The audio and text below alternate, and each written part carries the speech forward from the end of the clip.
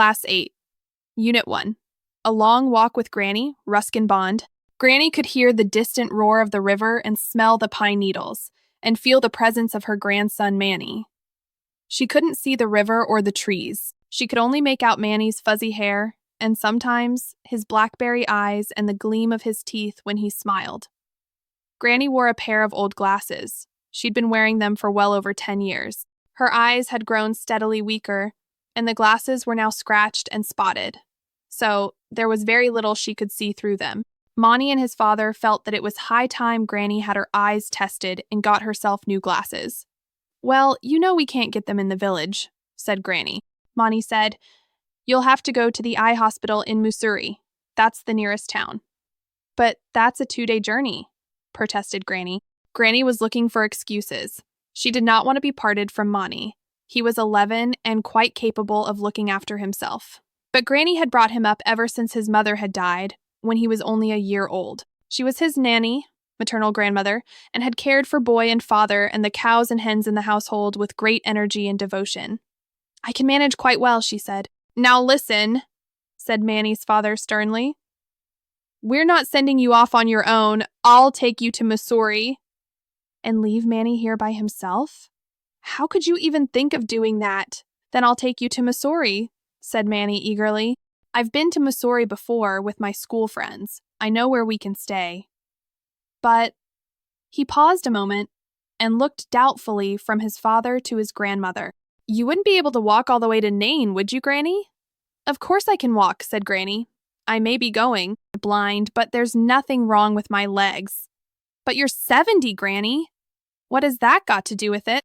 And besides, it's downhill to Nain. And uphill coming back." "Uphill is easier," said Granny. Now that she knew Manny might be accompanying her, she was more than ready to make the journey. "While we're in Mussoorie, we'll get some seeds and bulbs, and a new bell for the white cow, and a pullover for your father, and shoes for you." "Now just a minute," said Monty's father.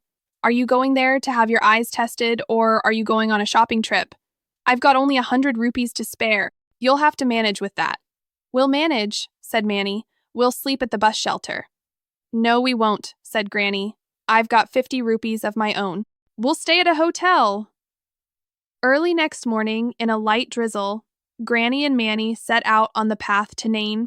Manny carried a small bedding roll on his shoulders. Granny carried a large cloth shopping bag and an umbrella. "Whenever you feel tired, we'll take rest," said Manny. "We've only just started out," said Granny. "We'll rest when you're hungry." They walked at a steady pace, without talking too much. A flock of parrots whirled overhead, flashes of red and green against the somber sky. There were no other sounds, except for the hiss and gentle patter of the rain. Manny stopped to pick wild blackberries from a bush. Granny wasn't fond of berries and did not slacken her pace. Manny had to run to catch up with her. Soon his lips were purple with the juice from the berries. The rain stopped and the sun came out. Below them, the light green of the fields stood out against the dark green of the forests, and the hills were bathed in golden sunshine. Monty ran ahead. "Can you see all right, Granny?" he called. "I can see the path, and I can see your white shirt." "That's enough for just now." Granny and Manny ate their light meal on the roadside, in the shade of a whispering pine, and drank from a spring. By late afternoon, they were directly above Nain. "We're almost there," said Manny. "I can see the temple near Uncle's house." "I can't see a thing," said Granny. "That's because of the mist. There's a thick mist coming up the valley." It began raining heavily as they entered the small market town on the banks of the river.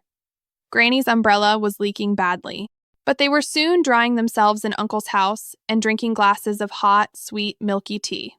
Manny got up early the next morning and ran down the narrow street to bathe in the river. As Monty dressed, he heard the blare of a bus horn. There was only one bus to Mussoorie. He scampered up the slope, wondering if they'd miss it.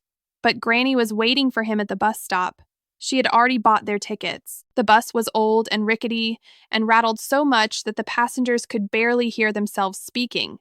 The driver drove at some speed, and whenever he went round a bend, everyone in the bus was thrown about. In spite of all the noise and confusion, Granny fell asleep, her head resting against Manny's shoulder. Suddenly, the bus came to a grinding halt. People were thrown forward in their seats. "What's happening?" Granny asked. "Have we arrived?" "No, something is blocking the road," said Manny. "It's a landslide!" exclaimed someone, and all the passengers put their heads out of the windows to take a look. It was a big landslide. Earth, trees, and bushes had given way and come crashing down, completely blocking the road. Nor was it over yet. Debris was still falling. Monty saw rocks hurtling down the hill and into the river. "Not a suitable place for a bus stop," observed Granny, who couldn't see a thing. Even as she spoke, a shower of stones and small rocks came clattering down on the roof of the bus. Passengers cried out in alarm. The driver began reversing as more rocks came crashing down. "I never did trust motor roads," said Granny. The driver kept backing until they were well away from the landslide. Then everyone tumbled out of the bus. They could tell it would take days to clear the road. Most of the passengers decided to return to Nain with the bus, but a few bold spirits agreed to walk to Missouri, taking a short cut up the mountain which would bypass the landslide. Manny looked at Granny. "Shall we go back?" "It's only 10 miles," said Granny. "We did that yesterday." So they started climbing a narrow path, and by the time they got to the top of the mountain, Granny and Monty were on their own. Their village was hidden by the range to the north. Far below rushed the river. Far above circled a golden eagle. "Did you bring any food from Uncle's house?" asked Manny. "Naturally," said Granny. "I knew you'd soon be hungry. There are pakras and buns and peaches from Uncle's garden." "Good," said Monty, forgetting his tiredness. "We'll eat as we go along. We'll stop when you're tired, Granny." "Oh, I can walk forever," said Granny, laughing. "But not if it's raining. This umbrella leaks badly." Down again they went, and up the next mountain, and over bare windswept hillsides, and up through a dark, gloomy deodar forest. And then, just as it was getting dark, they saw the lights of Missouri twinkling ahead of them. As they came nearer, the lights increased, until presently they were in a brightly lit bazaar. Jostled in the crowd, Granny kept one hand firmly on Manny's shoulder so that she did not lose him. They asked around for the cheapest hotel, but there were no cheap hotels. So they spent the night in a dharamsala adjoining the temple.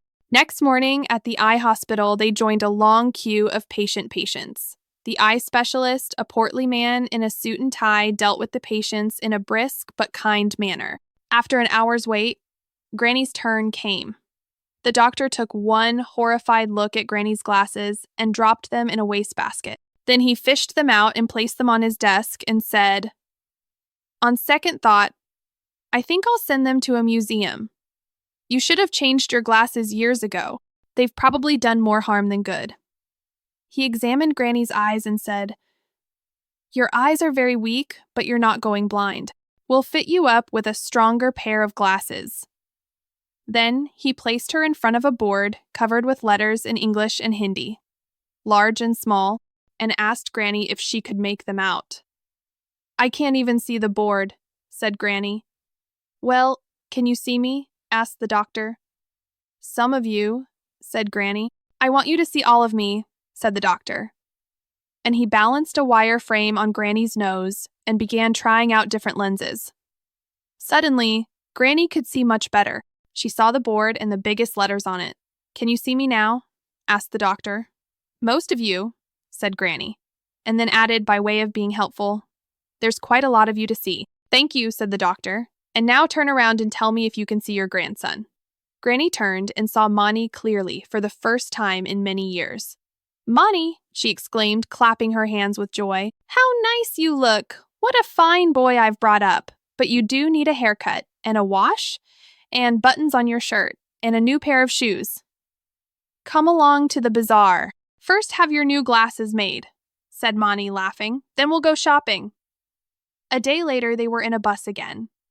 Granny had a window seat, and Monty sat beside her. He had new shoes, and Granny had a new umbrella, and they had also bought a thick woolen Tibetan pullover for Manny's father, and seeds and bulbs and a cowbell. As the bus moved off, Granny looked eagerly out of the window. She could see many things that she hadn't seen for a long time.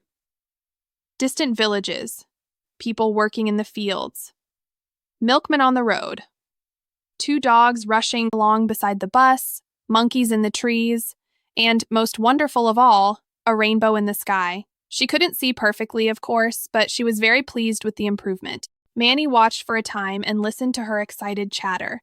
Then his head began to nod. It dropped against Granny's shoulder and remained there, comfortably supported. The bus swerved and jolted along the winding mountain road, but Monty was fast asleep. Adapted.